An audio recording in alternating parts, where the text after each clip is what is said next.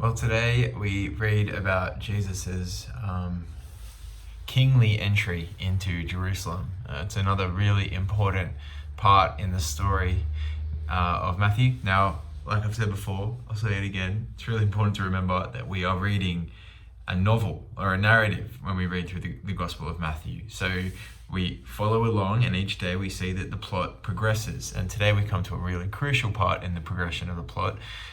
Jesus, it's like it's reaching the final scene, and Jesus actually tells us about this. He says that we are going to Jerusalem, verse 18, and the Son of Man will be delivered over to the chief priests and the teachers of the law.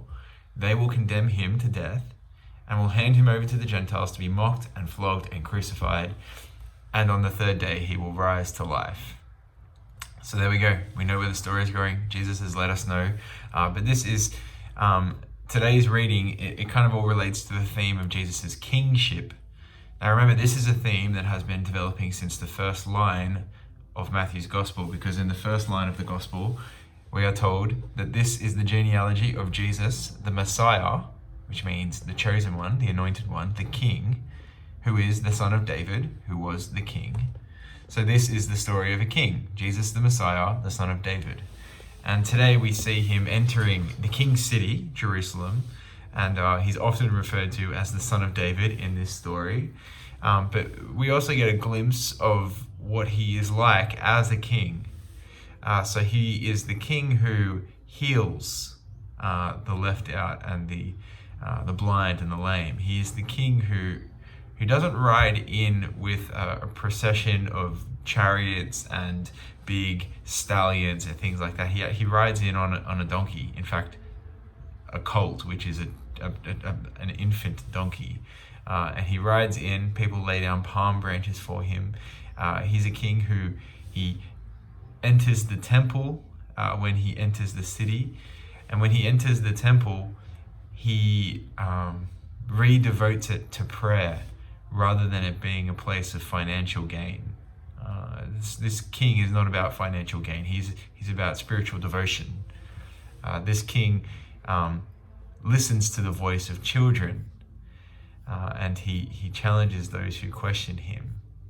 We see Jesus as a king in these readings today. And I think the most important thing to realize is what he says to the mother of the Zebedee's sons when he talks with her, and she says, "Grant that one of my sons can sit on your right hand and the other can sit on your left hand when you enter your kingdom." And Jesus says, "You don't know what you're asking. Can you drink the cup that I'm going to drink?" And then the boys say, "Yeah, we can drink it." And Jesus says to them, he says these really crucial words.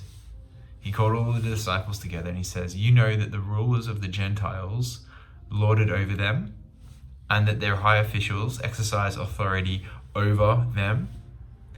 Not so with you. Instead, whoever wants to be great among you must be a servant, and whoever wants to be first must be your slave." And this is the connection. He's saying you should be a leader like that because Jesus is himself a leader like that. He is a king like that. He says, verse 28, "Just as the Son of Man did not come to be served, but to serve, and to give his life as a ransom for many." Because here's the crucial difference between Jesus and every other king and every other authority and every other high official that has existed, is that he genuinely exists for the service of his people, even to the point where he lays down his life for them. Jesus is the king who is devoted to the well-being of his subjects. He is a wonderful king in that way. And this reading today reminds us that he will go and lay down his life for us, his subjects.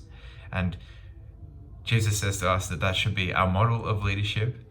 But it's more than that. That is also, for us, that is the driving force of our whole faith in Jesus. He is the loving, sacrificial king who introduces his kingdom as a way to be and a way to live in this world. So let's go and be just like our Lord Jesus.